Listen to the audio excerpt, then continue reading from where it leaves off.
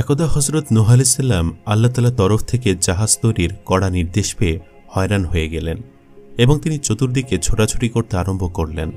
কোথায় লোকজন, কোথায় প্রয়োজনীয় মালপত্র, কোনো কিছুই তার জোগাড় নেই। তবু আল্লাহ তাআলার নির্দেশ যথাসত্বর কার্যকরী করতে হবে।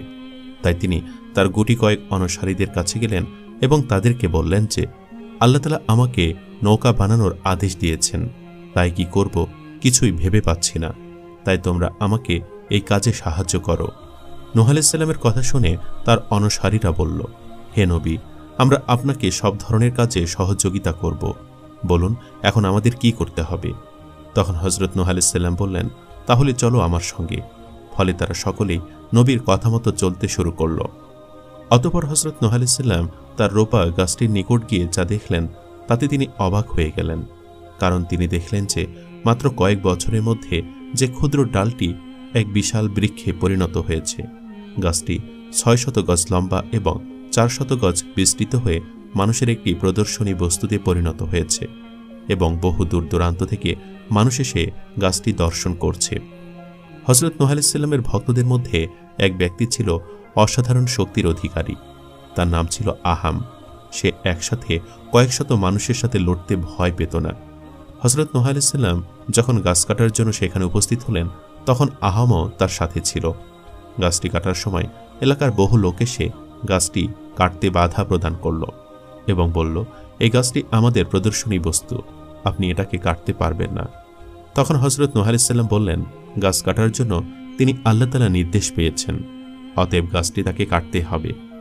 এমন সময় কতিপয় ছেলে এসে হজরত নূহ আলাইহিস সালামের হাত থেকে অস্ত্র কেড়ে নিল। আহাম এ দৃশ্য দেখে ছেলেগুলোকে আছড়ে মেরে ফেলল এবং নিজ হাতে অস্ত্র ধরে অল্প সময়ের মধ্যে গাছটি কেটে ফেলল। এই অবস্থা দেখে স্থানীয় লোকেরা আর কেউ বাধা প্রদান করতে সাহস পেল না এবং তারা সকলেই সেখান থেকে পালিয়ে গেল। অতঃপর হজরত নূহ আলাইহিস সালাম কয়েকদিন বসে গাছ কেটে তক্তা বের করলেন এবং ছোট ছোট শাখাগুলো কেটে পেরেক বানিয়ে নিলেন। তারপর নবীর সারা জীবনের হেদায়েতের ফসল মাত্র ৪০ জন উম্মত নিয়ে জাহাজ তৈরির কাজে হাত দেন। ১০০০ গজ লম্বা ও ৪০০ গজ প্রস্থ এক জাহাজ তৈরির পরিকল্পনা নিয়ে কাজ আরম্ভ করলেন। নবী তার উম্মতদেরকে দিয়ে দিবারাত্র কাজ করতেন। এ জাহাজ তৈরির কাজে নবী ও তার সঙ্গীরা এত সাফল্য লাভ করলেন যাতে সাধারণ মানুষ অবাক হয়ে গেল। এক্ষেত্রে আল্লাহ তাআলা ফেরেশতা দ্বারা সাহায্য করেছিলেন, যাতে করে প্রতিদিন কয়েক শত মানুষের পক্ষে যা করা সম্ভব ছিল না তা তারা সমাধা করে ফেলতেন। ৪০ দিন কাজ করার পর দেখা গেল জাহাজের কাজ প্রায় শেষ, তবে কিছু তক্তার অভাব পড়েছে। তখন নবী আল্লাহর দরবারে আরজ করে বললেন, হে আল্লাহ, জাহাজের কাজ সম্পূর্ণ করতে হলে আরও কিছু কাঠের প্রয়োজন, তিনি যেন অনতি বিলম্বে তা দূর করে দেন।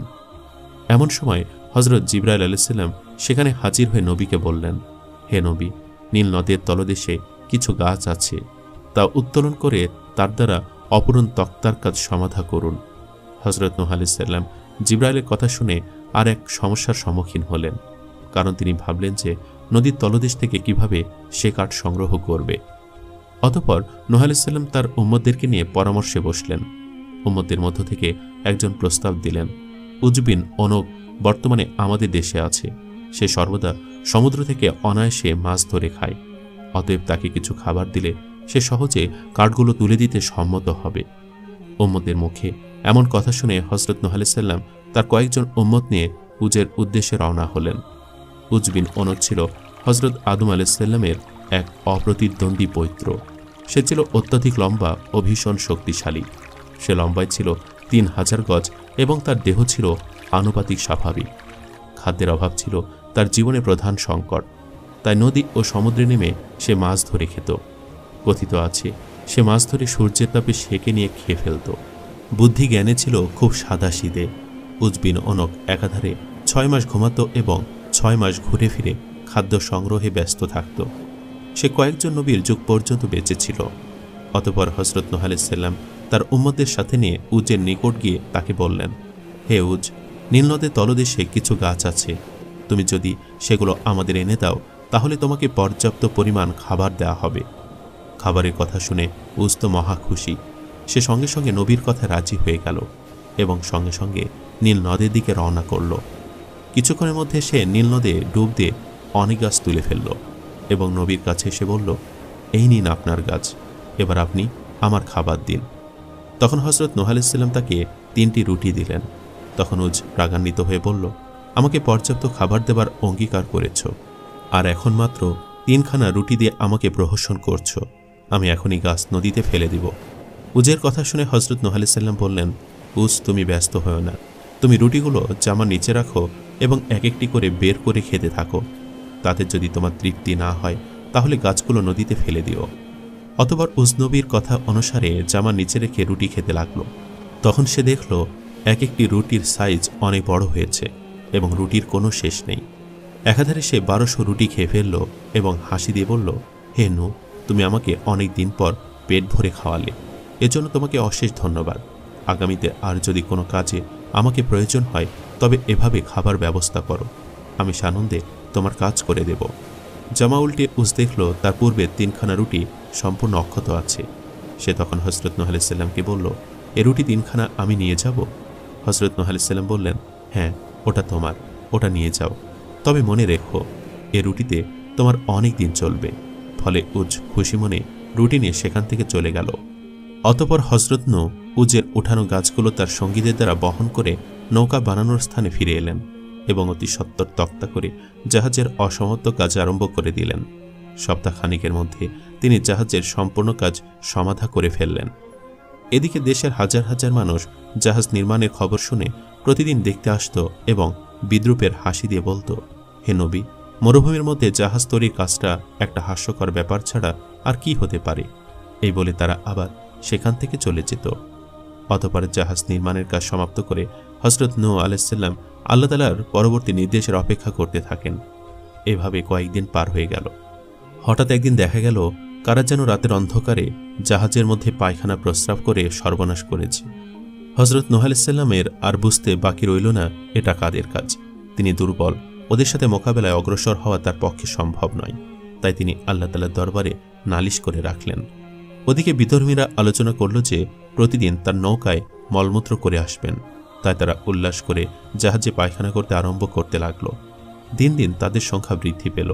এখন শুধু রাতে নয়, দিনের বেলাতেও দলে দলে মানুষ এসে জাহাজে পায়খানা প্রস্রাব করে যেতে থাকে। একাধারে 15 দিন যাবৎ এভাবে চলার পরে দেখা গেল পায়খানা ও প্রস্রাবে জাহাজ প্রায় ভর্তি হয়ে গেছে। হজরত নূহ আলাইহিস সালাম মাঝে মাঝে এসে দূর থেকে দৃশ্য দেখে যান এবং বুক ভাসি কাঁদতে থাকেন। অতঃপর একদিন এক অন্ধ ব্যক্তি জাহাজে পায়খানা করার সময় পা ফসকে জাহাজের মধ্যে পড়ে যায় এবং মলমূত্রের মধ্যে একেবারেই ডুবে যায়।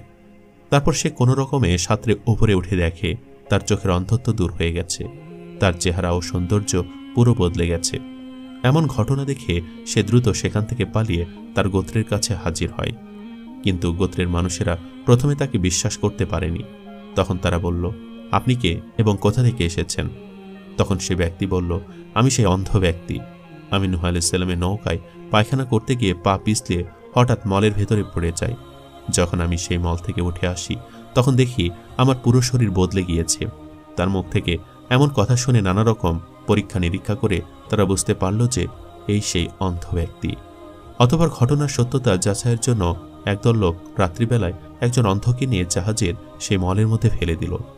অন্ধ লোকটি সেখানে ডুব খেয়ে ওপরে উঠে আসলো। সাথে সাথে তার অন্ধত্বও দূর হলো। অন্ধ ব্যক্তি পৃথিবীর সবকিছু পরিষ্কারভাবে দেখতে পাচ্ছে। পরপর দুটি অন্ধ দৃষ্টিশক্তি ফিরে পেল। এবার দেশে এক ভীষণ আলোড়ন সৃষ্টি হলো। এখন আর কেউ সেখানে পায়খানা করার জন্য যায় না। এখন সেখানে অন্ধদের যাতায়াত আরম্ভ হয়। যে জাহাজে ডুব দিয়ে আসে তার অন্ধত্ব দূর হয়ে যায়। প্রতিদিন শত শত অন্ধ ব্যক্তিরা আরোগ্য লাভ করার পরে পঙ্গু, অচল, লুলা জাতীয় আক্রান্ত ব্যক্তিরা গিয়ে জাহাজের মলমূত্রের মধ্যে ডুব দিতে আরম্ভ করল। আল্লাহর মহিমায় তারাও আরোগ্য লাভ করল। এরপর আরম্ভ হয় অন্যান্য ব্যাধিগ্রস্ত লোকেদের যাতায়াত।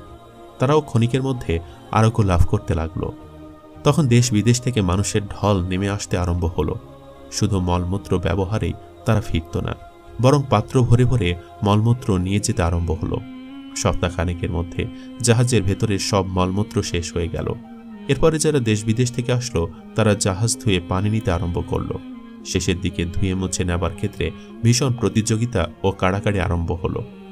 15 দিন অতিবাহিত হওয়ার পরে জাহাজ যখন সম্পূর্ণ পরিষ্কার হয়ে গেল, তখন আল্লাহ তাআলা হযরত নূহ আলাইহিস সালামকে আদেশ দিলেন যে তোমার খাঁটি উম্মতদেরকে এবং পৃথিবীর সমস্ত পশু পাখি থেকে এক জোড়া করে জাহাজে ওঠাও। হযরত নূহ আলাইহিস সালাম আল্লাহর নির্দেশ শুনে খুবই বিব্রত বোধ করলেন, কারণ পৃথিবীর বিভিন্ন স্থানে বিভিন্ন প্রাণীর বাস। অতএব সারা পৃথিবী ঘুরে অল্প সময়ের মধ্যে কিভাবে এগুলো তিনি সংগ্রহ করবেন, বিষয়টি তার কাছে অত্যন্ত কঠিন বলে মনে হতে লাগলো। তখন জিবরাইল আলাইহিস সালাম নবীর কাছে উপস্থিত হয়ে বললেন, এ ব্যাপারে আপনি আদৌ চিন্তাযুক্ত হবেন না, আল্লাহ তাআলা এই বিষয়ে আপনাকে সাহায্য করবেন। এ কথা শুনে নবী আশ্বস্ত হলেন।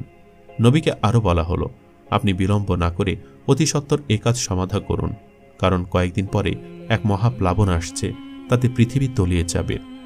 অতঃপর নবী আল্লাহ তাআলার নির্দেশক্রমে নানা জায়গায় সফর আরম্ভ করলেন এবং সকল জায়গা থেকে সম্ভাব্য সকল প্রাণী বৃক্ষ সংগ্রহ করতে আরম্ভ করলেন।